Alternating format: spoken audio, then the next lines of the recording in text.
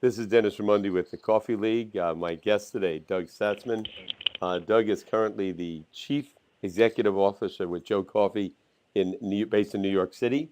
Before that, he had various positions with Starbucks. He became Starbucks real estate manager for development in real estate back in 2000.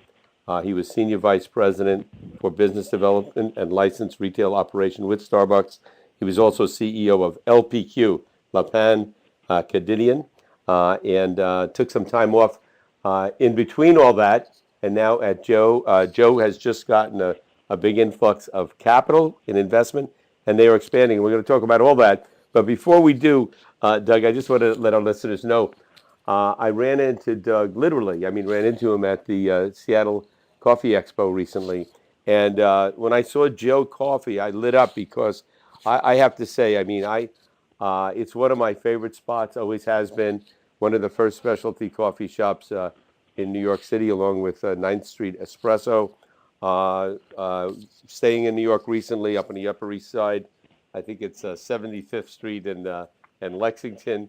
I go to Joe Coffee either the first stop every day or the last stop of the day, sometimes both. Great product, high quality coffee.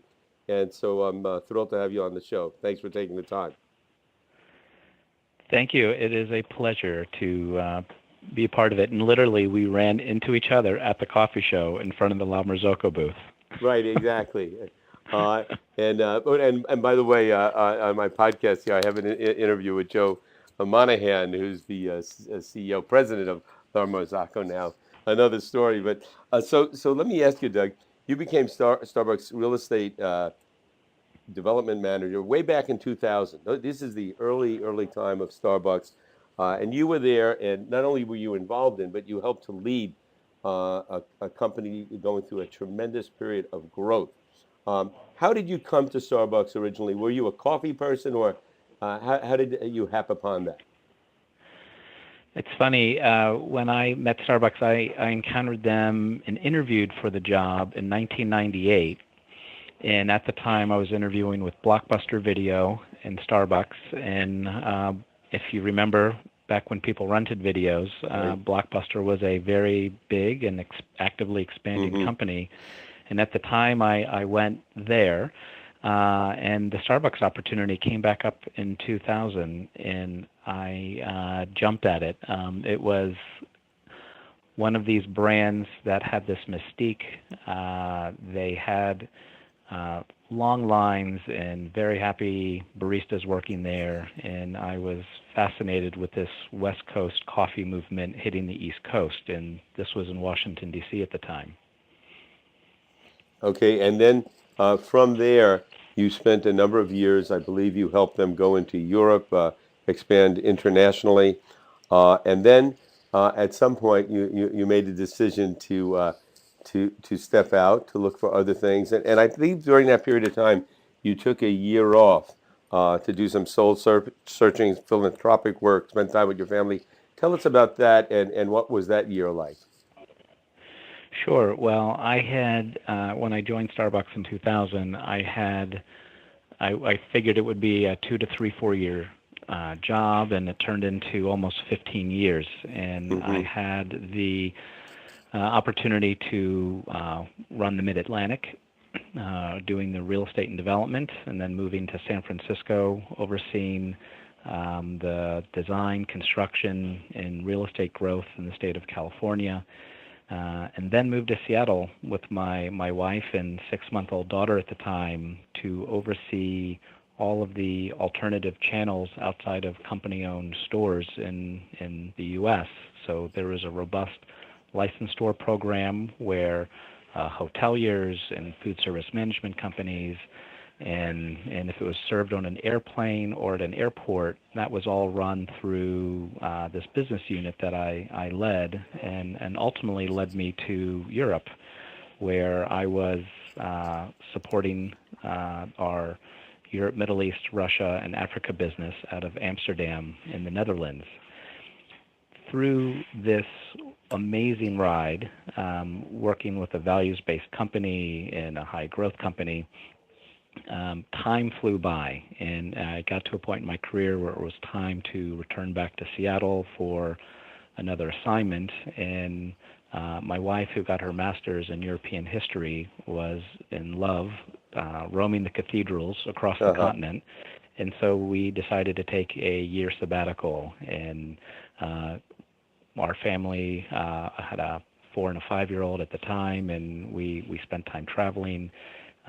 Did a month of philanthropy in Rwanda and did Wow. some support of seed investors Hmm.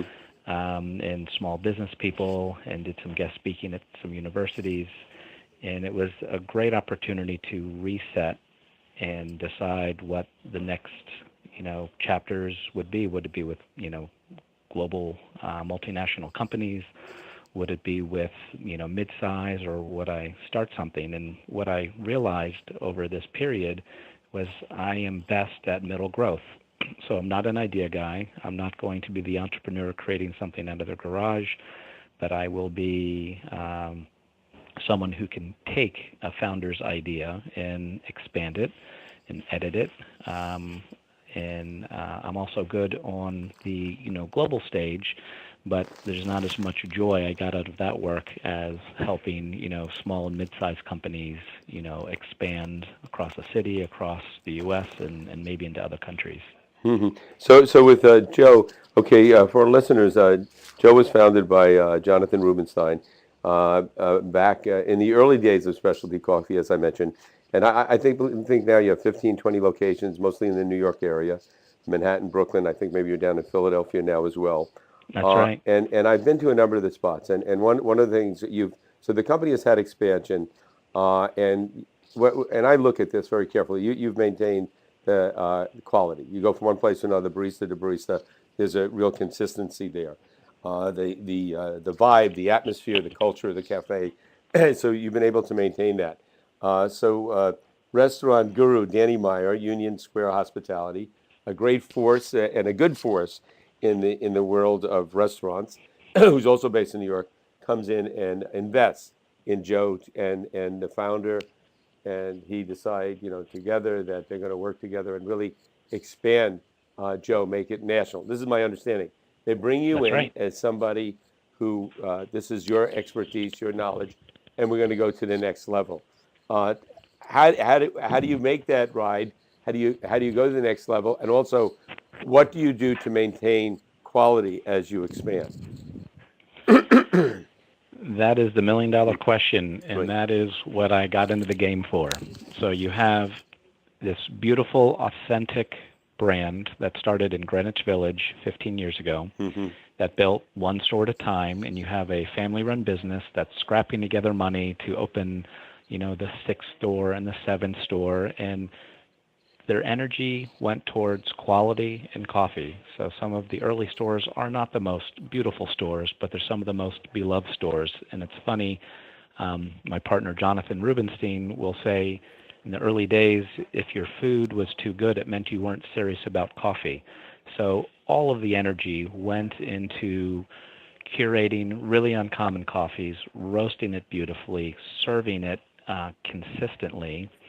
And one of the big things that caught my attention, I started as a Joe customer in the Upper West Side, so I was already familiar with the brand before I met Danny, who introduced me in, Hmm. was that the baristas go through 80 hours of training before they're allowed to make anyone drinks. 80 hours, it's unbelievable. I don't know other coffee shops that do that. What you get are amazing milk foam, beautiful latte art, perfectly extracted shots, and each barista, when they come on, they dial in the machine and they're trained to taste it to make sure anything that they put out is something they're very Right. proud of It, serving and meets our standards. Yeah, And if I how could do you do that interject here going for a forward? second, Yeah, Doug, for those listening in that are thinking of opening a cafe or going into this business, listen to this, because the biggest problem yeah, I find, and I go to hundreds of cafes in a year, literally, is inconsistency amongst baristas in a particular cafe. I can only go at a certain time because this barista is going to be there. It's apparent to me what you're saying at Joe. That's the reason. It's one of the specialty coffee shops I pick out to go to because I know there's a consistency there. So That's fantastic. And by the way, I think the first Joe I used to go to, I remember now, was on in the West Village on Waverly. And I don't know if that That was is the the first or the very second, first but location. yeah, That's right. yeah. Yeah, go ahead. Sorry. And Yeah, so the people that are attracted to Joe and that stay here, there's very little turnover because they feel like they have found a family. They're part of this tribe of coffee people, and it's makes it special. It's sacred. So to your question, how do you grow this and fiercely protect the focus on coffee and quality is where we're spending a lot of our effort. And what I think we've seen from the Starbucks of the world, where they grew usually through bricks and mortar, opening lots of shops, and then you have so many people to try to recruit and encourage to care for your product as much as you do, and to train, it gets really hard. Part of the Joe growth plan, as we look to take it from New York and Philadelphia out to other cities in the U.S. and potentially beyond, is a combination of a few well-placed stores, focusing in high density, high influencer urban parts of this country, but also expanding into college campuses. We have 2 locations on Columbia University right. that are very popular with the students and the staff, and there's a number of places where we think we could have a store, but the goal is not to open lots of stores, and part of that is to maintain that control over consistency and quality. But at the same time, we have a good-sized wholesale business in Manhattan at some of the best restaurants in the city that we can invest further in to get our coffee that we roast in Brooklyn out into some of the best, more fine dining restaurants and cafes. We've just developed 2 products, bottled cold brew. That's high pressure process, so the taste is very fresh and bright. At the same time, we have a new instant coffee that we developed. And so one growth plan is through opening stores selectively, but it's also to have products that bring our brand and make it more accessible, where you may not always be able to get to a shop, but hopefully you'll find it on more specialty and high-end grocery shelves. Let me ask you about that, Doug.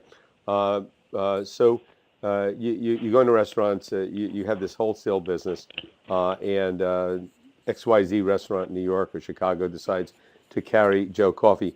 I know how you maintain the quality in your cafes. There's a lot more controls that you would have.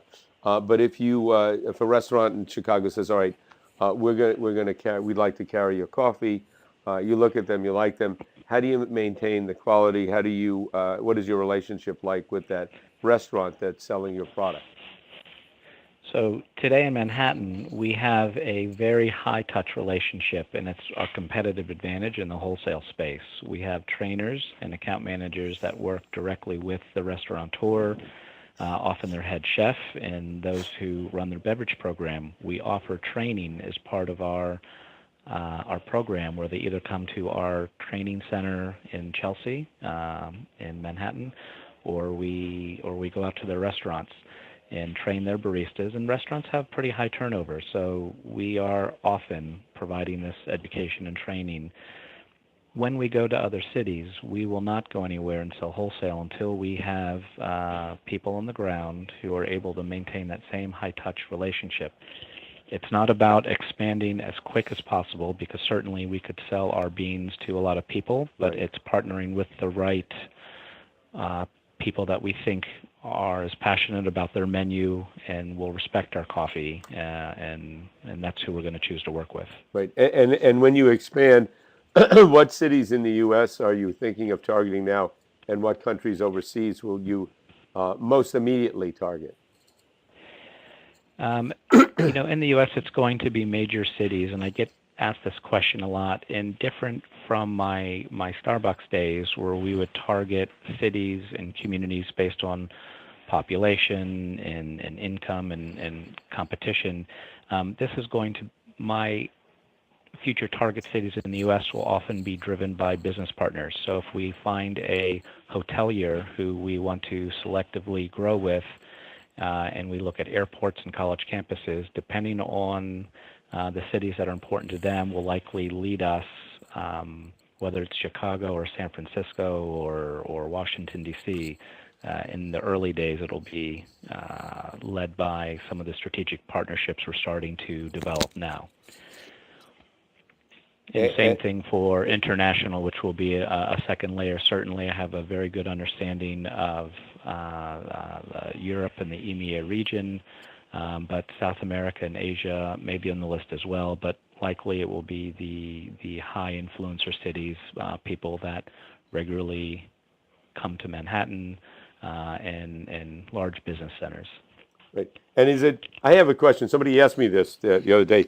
Is it Joe's Coffee or is it Joe Coffee? Joe Coffee, but we'll answer to both. You'll answer to both, yeah. I just said, so I want to take a minute now and talk about your specialty instant coffee. And when I saw you at the at the Seattle Coffee Expo, one of the things you handed me was a packet of instant coffee, specialty coffee. And I actually hadn't, other companies have mentioned it to me, but I hadn't actually tried it before. So I mentioned it to my wife. I said, I'm going to try this. And blah, blah. And I got to tell you, I was very pleasantly surprised at how much I liked it. And I can tell you this, I probably won't go on a flight anymore without taking a Joe specialty instant coffee with me because I don't care what airline, anywhere in the world, and I travel a lot. I mean, Europe is better than the States, but it's very difficult to get a decent cup of coffee. I have friends that bring AeroPress up into the air with them, and it's a little too gymnastic for me, too dangerous with the hot water to do on the plane for me. But this you just put in hot water, and you get a very high quality of coffee, and I'm quite picky. Tell us about this product and how it was developed and your thoughts on it. I was a complete skeptic at first, and partly instant coffee has a really bad rap. And if you look at it historically, you have Nescafe, who has huge market share. In their process, they have roasted ground coffee, and then there's chemistry added to make it water soluble. Starbucks took a big step forward with their Via lineup, where it's a micro grind, and they're able to get the coffee grounds water soluble in a natural way.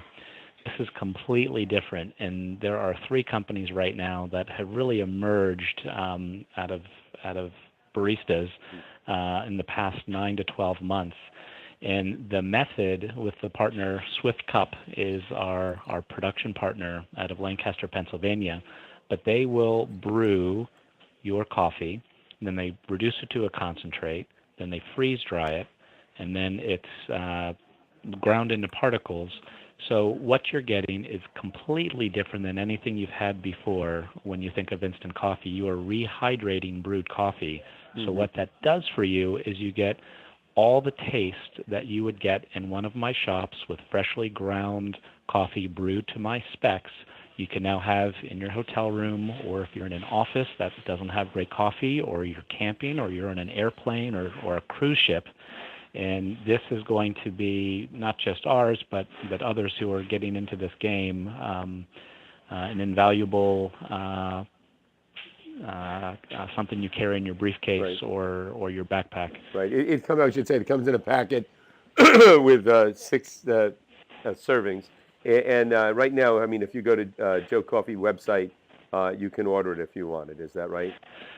That's right. So it literally launched 2 weeks ago. So you are breaking news. We put our press release out a couple days ago, but you can buy it either in our shops or at joecoffeecompany.com. Right. Breaking news. Finally, some good news for the public. So, and by the way, for me, I, if at all possible, every day I go to a cafe somewhere, I have that experience. Every day I do a pour over at home. I love the ritual, but I'll tell you what, there's a lot of times when I can't do either, and this is a great substitute. And when I'm in a plane, when I'm in a hotel, and I go to places where there is no specialty coffee sometimes, and so this is a great alternative to have. So I'm very happy about this product. Yeah. Let me ask about your coffee consumption habits. Are you a regular coffee drinker, and if so, what do you drink and how often? I move between brewed coffee and green tea and espresso throughout my day, depending on the temperature, my mood, and proximity. Right now on my desk, I have this really beautiful Burundi natural processed coffee from Nakunge region, and it is prepared as a pour over, and then they put it over ice, and it is just dancing across my palate, really bright and lively and floral and fruity.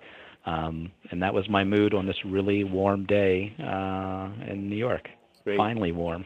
Great. And the other thing I wanted to ask was you lived in Seattle Yeah. and you lived in San Francisco, great coffee cities. Portland's right in between there.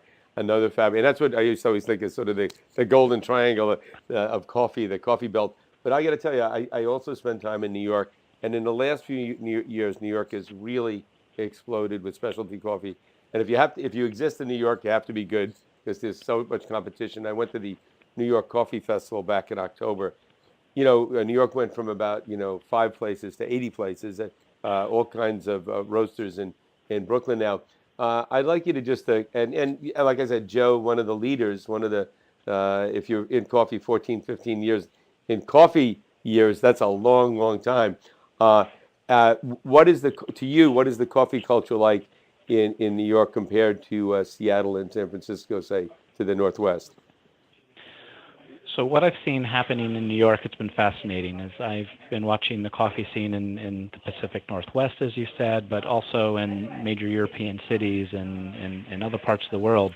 New York is distinct, where there is this energy that you're not finding in other cities, of baristas who are trying to carry coffee forward to the next level. And a lot of independent coffee shops all over the U.S. have worked very hard on getting precision and dosing and brewing methods, and we're seeing that here, but it's going a step further. You're having a lot of almost feels like more personality of the entrepreneurs and the roasters coming through. We're getting access to more uncommon coffees because more people are now roasting themselves, but there's this hospitality layer too. And if you haven't been to New York in a while, there's a rap about, is New York a friendly place? And not only is it a friendly place, but the hospitality and the service that you're getting in these shops really is what's distinct to me.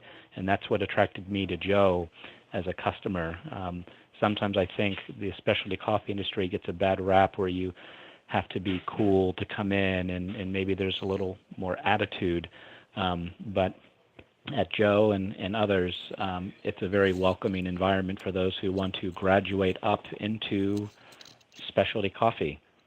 Right. I must say, one of the things I like about Joe is, and there are other cafes like this, but Joe, it's pretty consistent.